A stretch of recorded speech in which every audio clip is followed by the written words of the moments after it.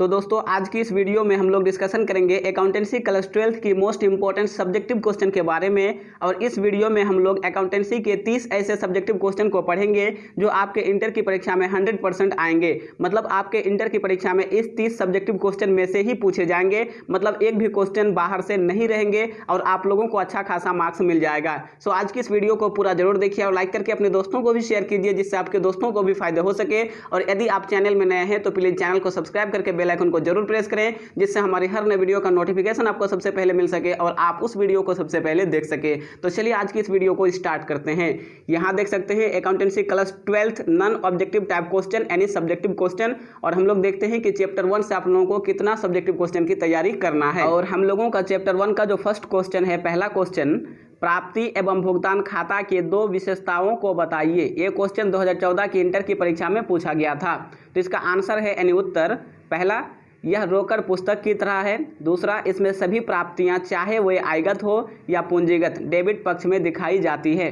प्राप्ति एवं भुगतान खाता के दो विशेषताओं को बताइए। तो यह रोकड़ पुस्तक की तरह है और इसमें सभी प्राप्तियां चाहे वे आयगत हो या पूंजीगत डेबिट पक्ष में दिखाई जाती है। चलिए आगे देखते हैं। और हम लोगों का दूसरा क्वेश्चन, आय और व्यय खाता क्या है। ये क्वेश्चन भी 2014 की इंटर की परीक्षा में पूछा गया था। तो इसका आंसर है कि आय और व्यय खाता को लाभ हानि खाते के समान कहा जा सकता है जो एक गैर व्यापारिक संस्था द्वारा बनाया जाता है। यह लाभ हानि खाते के सिद्धांतों पर बनाया जाता है और इसके परिणाम अधिक या कमी होता है। फिर से क्वेश्चन सुन लीजिए।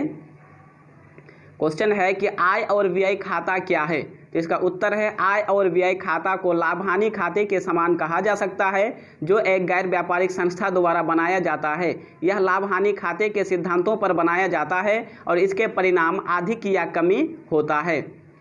चलिए आगे देखते हैं। और नेक्स्ट हम लोगों का TQ यानी टेस्ट क्वेश्चन आप लोगों के लिए कि वसूली खाता है। ये क्वेश्चन 2012, 2013, 2014, 2015 एवं 2018 की इंटर की परीक्षा में पूछा गया था। तो इसका आंसर आप लोगों को करना है। अगर आप लोगों को इसका आंसर पता हो तो प्लीज़ कमेंट बॉक्स में जरूर कमेंट करें और आंसर ना पता हो फिर भी कमेंट करें, मैं आप लोगों को आंसर कर दूंगा। चलिए आगे बढ़ते हैं और देख लीजिए हम लोगों का तीसरा क्वेश्चन, आय व्यय खाता की 4 विशेषताओं को बताइए। आय व्यय खाता जो है उसकी 4 विशेषताओं को बताना है। तो इसका आंसर देख लीजिए। फर्स्ट, यह एक नाममात्र खाता है। दूसरा, इस खाते में केवल आयगत मदों को लिखा जाता है, पूंजीगत मदों को नहीं। तीसरा, इसमें केवल चालू वर्ष के ही आय एवं व्यय लिखे जाते हैं, गत वर्ष या आगामी वर्षों से संबंधित आय व्ययों को इसमें नहीं लिखा जाता है। आगे देखिए, इस खाते का शेष अधिक या कमी को प्रकट करता है। फिर से क्वेश्चन सुन लीजिए कि आय व्यय खाता की 4 विशेषताओं को बताइए। तो यह एक नाममात्र खाता है। इस खाते में केवल आयगत मदों को लिखा जाता है, पूंजीगत मदों को नहीं। इसमें केवल चालू वर्ष के ही आय एवं व्यय लिखे जाते हैं, गत वर्ष या आगामी वर्षों से संबंधित आय व्ययों को इसमें नहीं लिखा जाता है। और चौथा जो है कि इस खाते का शेष अधिक या कमी को प्रकट करता है। आप लोगों को इसको याद रखना है। और नेक्स्ट हम लोगों का चौथा नंबर क्वेश्चन, प्राप्ति एवं भुगतान खाता तथा आय व्यय खाता में अंतर बताइए। ये क्वेश्चन 2016 में पूछा गया था कि प्राप्ति एवं भुगतान खाता तथा आय व्यय खाता में अंतर बताइए। तो इसका आंसर है प्राप्ति एवं भुगतान खाता। देखिए प्राप्ति एवं भुगतान खाता में क्या है कि पहला, यह एक वास्तविक खाता है। दूसरा, यह नकद लेनदेनों का वर्गीकृत सारांश या विवरण है, इसलिए इसे गैर व्यापारिक संस्थाओं का रोकड़ खाता कहा जा सकता है।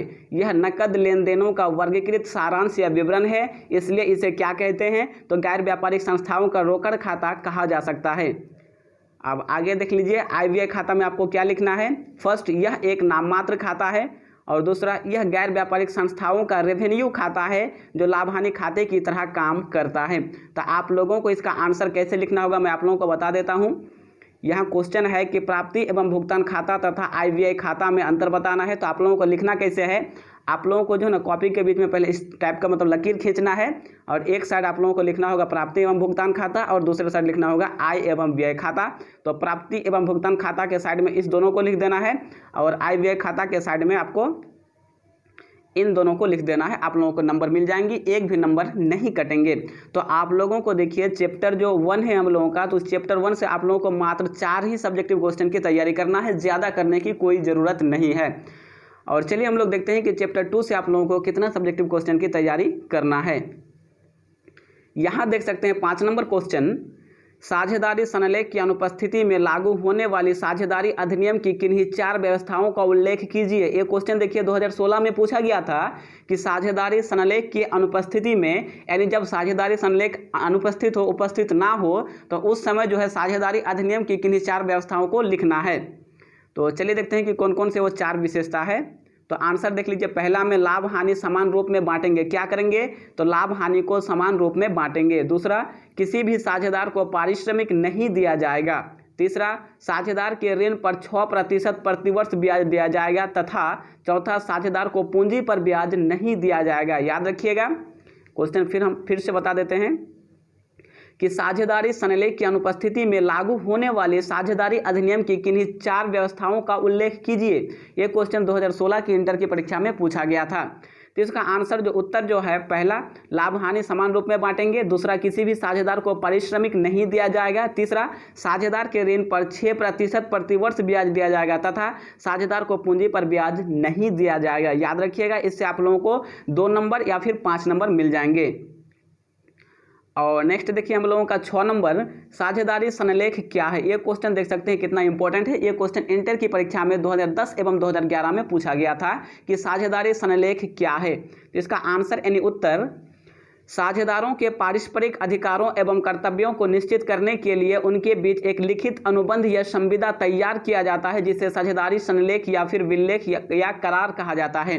देखिए साझेदारी सनलेख का कितना नाम है, तो साझेदारी सनलेख एक हुआ, या फिर विलेख या फिर करार कहा जाता है। आप लोग याद रखिएगा कि साझेदारी सनलेख क्या है, तो साझेदारों के पारस्परिक अधिकारों एवं कर्तव्यों को निश्चित करने के लिए उनके बीच एक लिखित अनुबंध या संविदा को तैयार किया जाता है, जिसे साझेदारी सनलेख या विलेख या फिर करार कहा जाता है।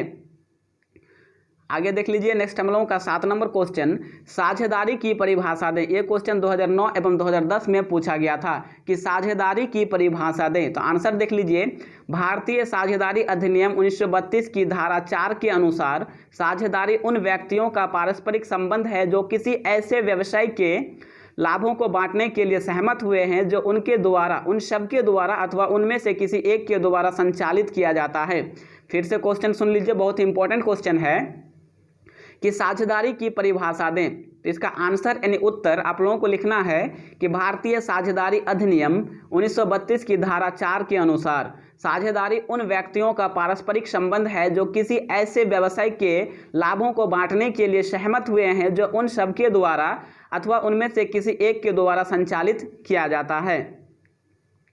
इसको आप लोग जो है कॉपी में लिखकर जो है आंसर को याद करने की कोशिश कीजिए। और नेक्स्ट हम लोगों का 8 नंबर क्वेश्चन, अस्थायी पूंजी और परिवर्तनशील पूंजी में अंतर बताइए। एक क्वेश्चन 2015 में पूछा गया था कि अस्थायी पूंजी और परिवर्तनशील पूंजी में अंतर बताइए। तो इसका अंतर जब भी आप लोगों को पूछा जाएगा तो आप लोगों को क्या करना है, कॉपी का जो पेज है उसको 2 भागों में बांट देना है, मतलब बीच में एक लाइन खींच देना है और एक साइड लिखना है अस्थायी पूंजी और दूसरे साइड लिखना है परिवर्तनशील पूंजी। तो अब आप लोगों को अस्थायी पूंजी के साइड में क्या लिखना होगा, तो आंसर में देख लीजिए कि इसमें विशेष परिस्थितियों को छोड़कर पूंजी खाते का शेष व्यवसाय के संपूर्ण जीवन अवधि में अपरिवर्तित रहते हैं। दूसरा, इसमें प्रत्येक साझेदार के लिए 2 खाते रखे जाते हैं, पूंजी खाते तथा चालू खाते। और देख लीजिए परिवर्तनशील पूंजी में अब क्या लिखना है आपको, मतलब इस साइड में आप क्या लिखना है, तो परिवर्तनशील पूंजी फर्स्ट, इसमें पूंजी खाते का शेष समय समय पर परिवर्तित होते रहते हैं। दूसरा, इसमें प्रत्येक साझेदार के लिए एक एक खाता जो है वो रखा जाता है, यानी पूंजी खाता। इसमें प्रत्येक साझेदार के लिए एक खाता रखा जाता है जिसका नाम है पूंजी खाता। तो आप लोगों को इसको याद रखना है। और देखिए 8 क्वेश्चन, यानी चैप्टर 1 से हम लोगों को 4 क्वेश्चन करना था और चैप्टर 2 से भी हम लोगों को 4 क्वेश्चन करना है। आप लोगों को ज़्यादा करने की जरूरत नहीं है। तो चलिए अब हम लोग देखते हैं कि आप लोगों को चैप्टर 3 यानी चैप्टर 3 से कितना क्वेश्चन की तैयारी करना है। तो यहाँ पे आप लोग क्वेश्चन देख सकते हैं 9 नंबर की, लाभ प्राप्ति अनुपात तथा त्याग अनुपात में अंतर बताइए। लाभ प्राप्ति अनुपात है तथा त्याग अनुपात है, उन दोनों में अंतर आप लोगों को बताना है। ये क्वेश्चन 2018 की इंटर की परीक्षा में पूछा गया था। तो फिर से आप लोगों को वही प्रक्रिया दोहराना है कि कॉपी को 2 भागों में बांटना है, एक साइड लाभ प्राप्ति अनुपात, दूसरे साइड क्या लिखना है, तो त्याग अनुपात। तो अब आप लोगों को लाभ प्राप्ति अनुपात के साइड में क्या लिखना होगा, देख लीजिए। आप लोगों को लिखना होगा लाभ प्राप्ति अनुपात वह अनुपात जिसमें एक या अधिक साझेदार अन्य साझेदारों के लाभ के हिस्से का कुछ हिस्सा प्राप्त करते हैं। लाभ प्राप्ति अनुपात क्या है? तो वह अनुपात जिसमें एक या अधिक साझेदार अन्य साझेदारों के लाभ के हिस्से का कुछ हिस्सा प्राप्त करते हैं। और आगे देख लीजिए त्याग अनुपात क्या है? तो वह अनुपात जिसमें एक या अधिक वर्तमान साझेदार अपने पुराने हिस्से का कुछ भाग का त्याग एक अथवा अधिक साझेदारों के पक्ष में करते हैं। अगर आप लोगों को क्वेश्चन पूछा जाए, यानी आपको बोर्ड में पूछ दिया जाए कि लाभ प्राप्ति अनुपात क्या है, तो आप लोगों को आंसर करना होगा कि वह अनुपात जिसमें एक या अधिक साझेदार अन्य साझेदारों के लाभ के हिस्से का कुछ हिस्सा प्राप्त करते हैं, उसे हम लोग क्या कहेंगे? तो उसे हम लोग लाभ प्राप्ति अनुपात कहेंगे। और त्याग अनुपात किसे कहेंगे? तो वह अनुपात जिसमें एक या अधिक वर्तमान साझेदार अपने पुराने हिस्से का कुछ भाग का त्याग एक अथवा अधिक साझेदारों के पक्ष में करते हैं। तो आप लोगों को इसका आंसर इस टाइप से कर देना है। चलिए आगे बढ़ते हैं। और नेक्स्ट हम लोगों का 10 नंबर क्वेश्चन, संचित या एकत्रित लाभ क्या है? देखिए संचित का दूसरा नाम क्या है? तो एकत्रित। तो संचित या एकत्रित लाभ क्या है? ये क्वेश्चन 2009 में पूछा गया था। तो इसका आंसर है कि फर्म का वह लाभ जो साझेदारों में बांटा नहीं गया हो एकत्रित लाभ या फिर संचित लाभ कहलाता है। संचित लाभ क्या है? तो फर्म का वह लाभ यानी वह प्रॉफिट जो साझेदारों में अभी तक बांटा नहीं गया है उसे एकत्रित या संचित लाभ कहते हैं।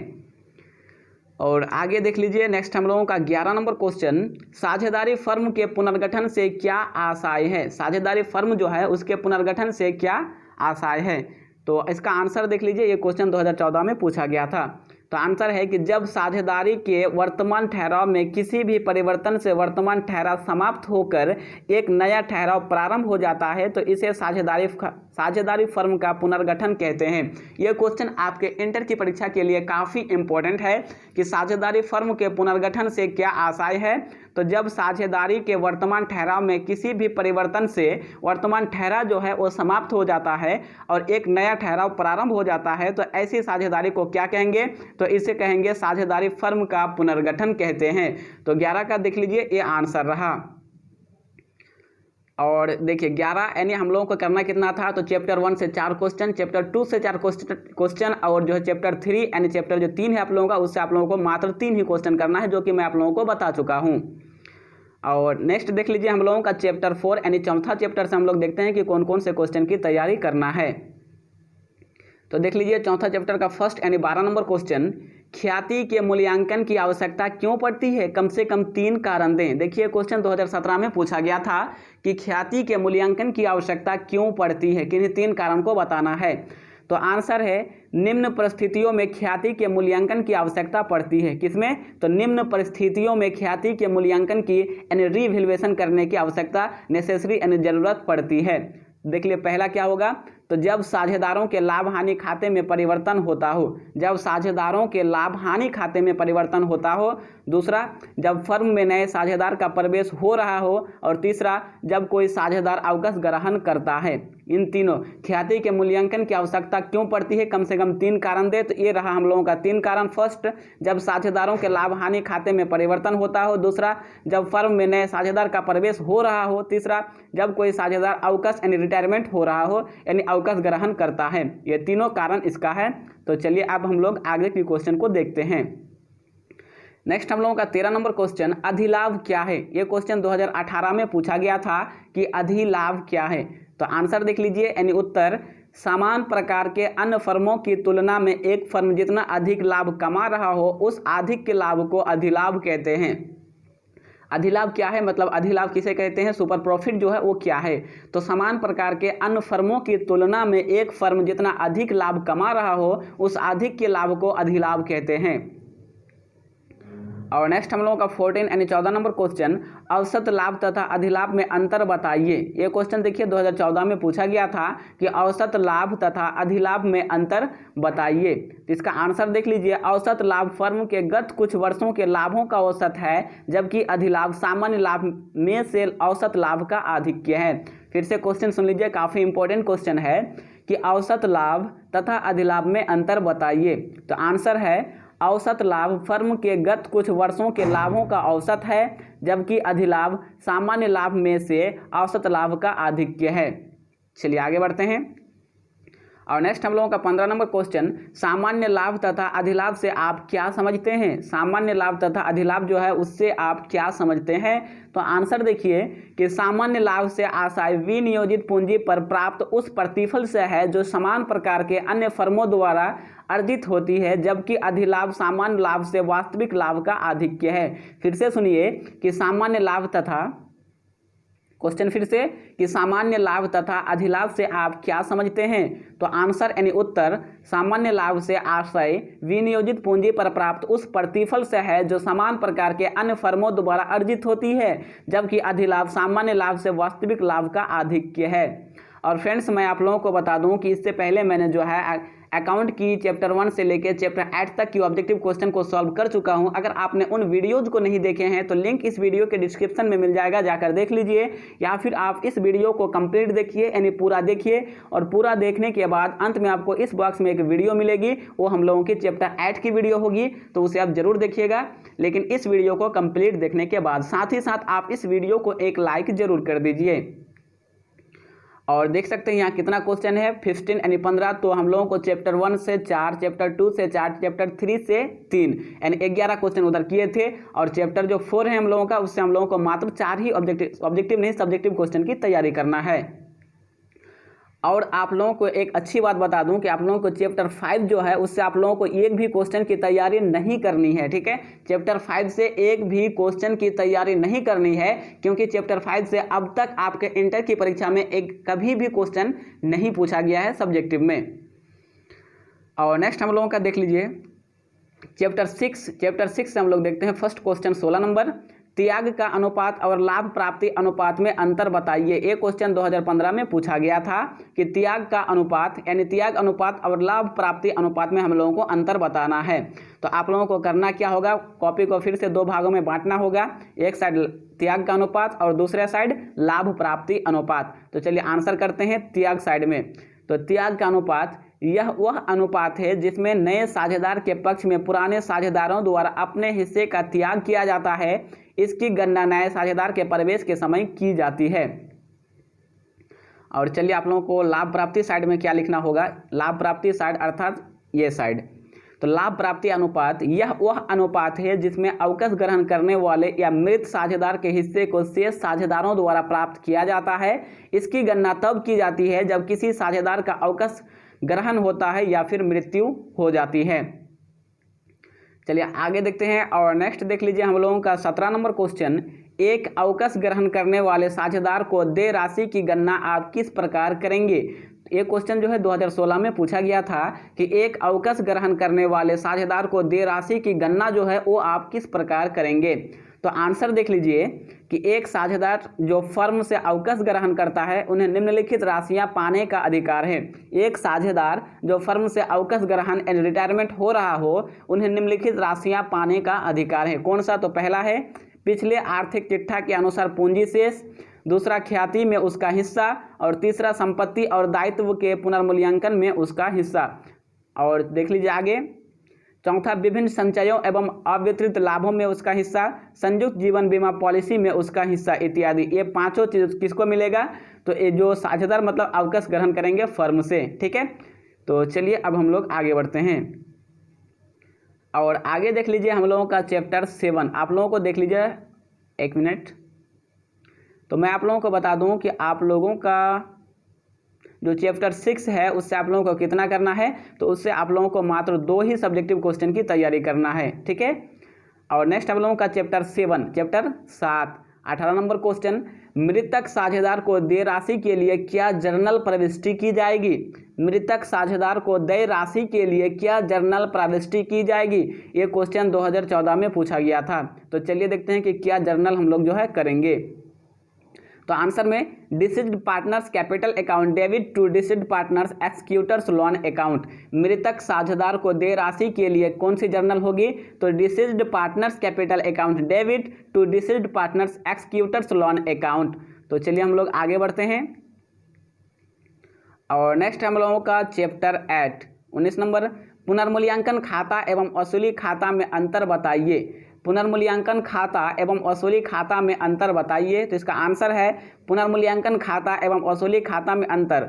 तो देखिए आपको फिर से क्या करना होगा, कॉपी को 2 भागों में बांटना होगा, एक साइड पुनर्मूल्यांकन खाता और दूसरे साइड वसूली खाता। तो आंसर है कि पुनर्मूल्यांकन खाता एवं वसूली खाता में अंतर। तो पुनर्मूल्यांकन खाता फर्म में नए साझेदार के प्रवेश के समय, अवकाश ग्रहण या मृत्यु के समय बनाया जाता है और इसका उद्देश्य संपत्तियों और दायित्वों के पुनर्मूल्यांकन कर लाभ या हानि को ज्ञात करना है। अब लिखना आप लोगों को वसूली साइड में, यानी वसूली खाता। तो वसूली खाता फर्म के विघटन के समय बनाया जाता है। इसका उद्देश्य संपत्तियों की बिक्री एवं दायित्वों के भुगतान के बाद लाभ हानि ज्ञात करना है। तो क्वेश्चन था कि पुनर्मूल्यांकन खाता एवं वसूली खाता में अंतर बताइए। तो पुनर्मूल्यांकन खाता एवं वसूली खाता में अंतर यहाँ है। तो आप लोग फिर से पढ़ देते हैं कि पुनर्मूल्यांकन खाता फर्म में नए साझेदार के प्रवेश के समय, अवकाश ग्रहण या मृत्यु के समय बनाया जाता है। इसका उद्देश्य संपत्तियों और दायित्वों के पुनर्मूल्यांकन कर लाभ या हानि को ज्ञात करना है। वसूली खाता फर्म के विघटन के समय बनाया जाता है। इसका उद्देश्य संपत्तियों की बिक्री एवं दायित्वों के भुगतान के लाभ हानि ज्ञात करना है। और आगे देख लीजिए, नेक्स्ट हम लोगों का 20 नंबर क्वेश्चन, साझेदारी के समापन और फर्म के समापन में अंतर बताइए। ये क्वेश्चन 2014 में पूछा गया था कि साझेदारी के समापन और फर्म के समापन में अंतर बताइए। तो आंसर है कि साझेदारी का समापन, इसका आशय साझेदारों के वर्तमान समझौता में परिवर्तन है। इस स्थिति में फर्म का व्यवसाय चालू रहता है। याद रखिएगा कि साझेदारी समापन और फर्म के समापन में अंतर बताने के लिए आप लोगों को फिर से कॉपी को 2 भागों में बांटना होगा। एक साइड लिखना होगा साझेदारी का समापन और दूसरे साइड फर्म का समापन। आप लोगों को लिखना होगा साझेदारी वाला साइड में कि साझेदारी का समापन, इसका आशय साझेदारों के वर्तमान समझौता में परिवर्तन है। इस स्थिति में फर्म का व्यवसाय चालू रहता है। अब आप लोगों को लिखना होगा इस साइड में, यानी फर्म के समापन वाली साइड में, कि फर्म का समापन, इसका आशय फर्म के सभी साझेदारों के बीच साझेदारी समाप्त होना है। इस स्थिति में फर्म का व्यवसाय बंद हो जाता है। और फ्रेंड्स, ये हम लोगों का है पहला वीडियो, यानी सब्जेक्टिव क्वेश्चन का पहला वीडियो, फर्स्ट वीडियो। और हम लोग चैप्टर 9 से जो है आगे की वीडियो, सेकंड वीडियो यानी दूसरी वीडियो में देखेंगे। तो फ्रेंड्स, आज की यह वीडियो आप लोगों को कैसी लगी? और मैं आप लोगों को बता दूं कि जब ये वीडियो अपलोड हो जाएगी, यानी चैप्टर 2 दूसरी वीडियो जब अपलोड हो जाएगी तो आपको यहाँ पे दिख रही होगी। अगर आप लोगों को यहाँ एक वीडियो दिख रही है तो वो हम लोगों का चैप्टर, मतलब दूसरी वीडियो, चैप्टर नहीं दूसरी वीडियो है, तो उसे आप जरूर देखिए। तो फ्रेंड्स, आज की इस वीडियो में यही तक, मिलते हैं फिर नेक्स्ट वीडियो में, यानी चैप्टर 9 से लेकर आगे की वीडियो में। तब तक के लिए